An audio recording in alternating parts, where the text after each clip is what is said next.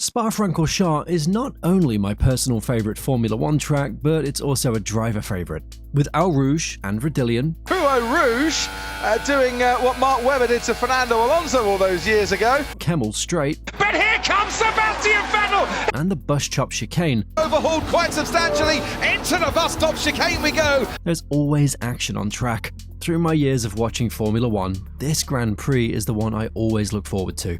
I have many memories about it. It was the debut track of my father's hero, Michael Schumacher. I've witnessed a lot of great racing at Spa, but also a lot of terrible accidents. Today, we focus on moments worth watching again. This is Formula 1's most iconic circuit, Spa-Francorchamps.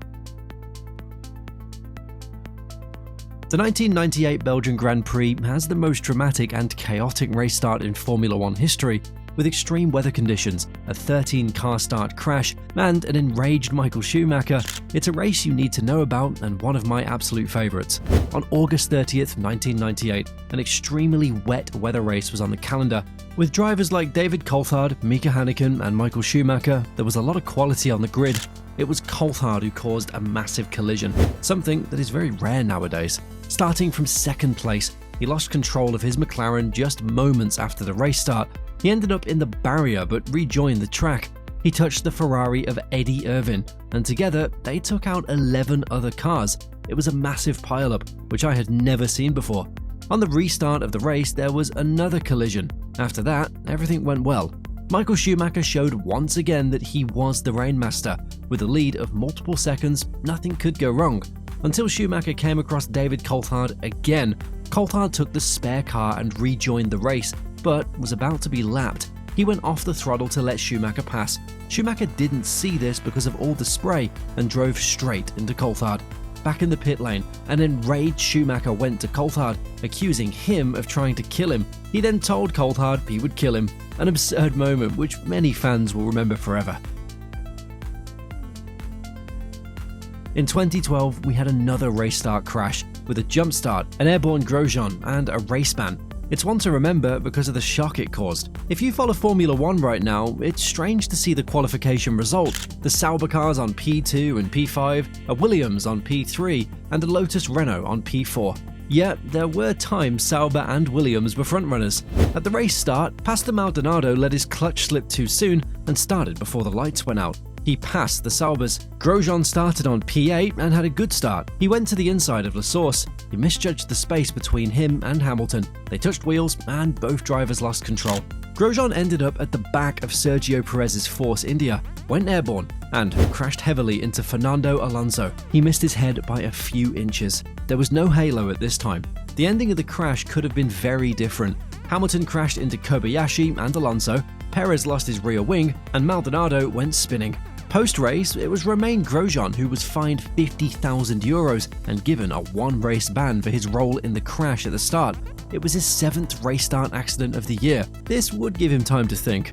Later, Grosjean revealed that he texted Alonso, "Sorry, I'm glad you're okay." Alonso's answer? "The penalty is too harsh. You will bounce back." The 2022 Belgian Grand Prix was a Max Verstappen masterclass, with a dominant pole position, dropped to P14 due to a new engine, and leading the race by lap 12. He was the first one to do this since Michael Schumacher in 1995. The weekend started with rumours of the Grand Prix being dropped from the calendar. A lot of drivers spoke out against this. Verstappen himself named the Grand Prix his favourite, which he later proved with his outstanding performance. It was the year of track changes, extra runoffs, gravel traps, and new modern asphalt were added due to big accidents like Antoine Hubert in 2019. This is also Spa-Francorchamps. Qualifying was for Verstappen, fastest in Q1, second fastest in Q2, fastest in Q3, and pole position while standing in the garage. Every qualifying season, he did only one lap. Seeing Verstappen take pole position with over half a second in the garage was something magical. He dropped to P14 for the race due to exceeding engine components and a new gearbox. In the post-qualifying interview, he showed his trust in the car. It was certain he was going to do something pretty big again. Race start, Max Verstappen had a flying first lap and was in 8th place. There was a race restart on lap 5 after Hamilton stopped his car, and a spinning Valtteri Bottas who tried to avoid Latifi. Lap 5 was finished and Verstappen was in P6. He overtook Albon and Ricciardo in the final chicane. He was the fastest man on track and overtook Vettel on lap 6. Lap 7, it was Alonso, and he was already in P4. Lap 8, Russell was the next one. P3 and a podium were in sight, but it was far from over. Sainz went for a pit stop on lap 12. Verstappen told his team he was losing a silly amount of time behind Perez and overtook him. He led the race, extended his stint on his current tyres, retook the lead after his pit stop, and went on to win the race with a 17.8 second lead over his teammate, Sergio Perez. If someone talks about dominance, this one always comes to mind. Before we go on with the video, a Hamilton versus Raikkonen battle and an Alonso masterclass, I want to ask for your help.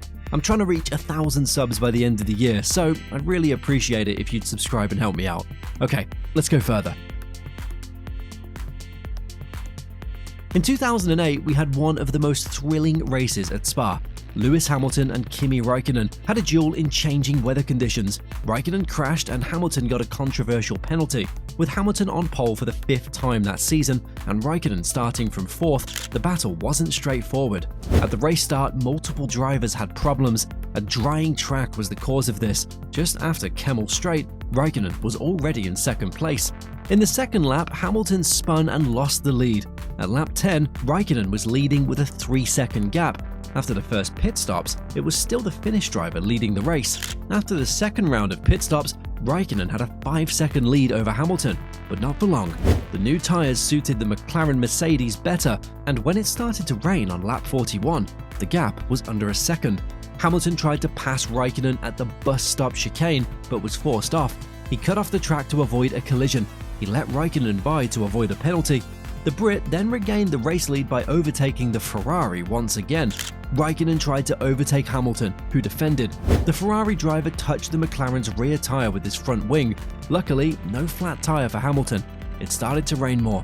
Nico Rosberg spun and came back on track. Hamilton needed to run onto the grass, resulting in the Finnish driver taking over P1. At the next corner, it was Raikkonen who spun and Hamilton was back in the lead. In Blanchimont, the Finn lost control of his Ferrari and collided with the barrier. This was the end of his race.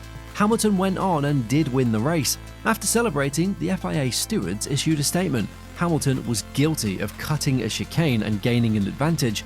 This resulted in a 25-second penalty, which demoted him to P3. Hamilton did give the position back earlier, so was it really a penalty?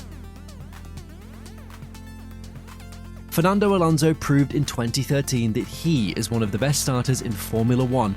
Starting in 9th, finishing 2nd and overtaking 4 cars at the start, Fernando Alonso showed his skills. With a 9th position in qualifying and a gap of over 2 seconds, there was nothing to be happy about. But the Spaniard still thought something was possible. The Ferrari did have race pace. Alonso was one of the quickest when the lights went out. He overtook the Force India that had clutch problems. In the slipstream of the Lotus of Romain Grosjean, he chose the inside of La Source. He nearly went into the side of Mark Webber, but luckily, he stopped his car.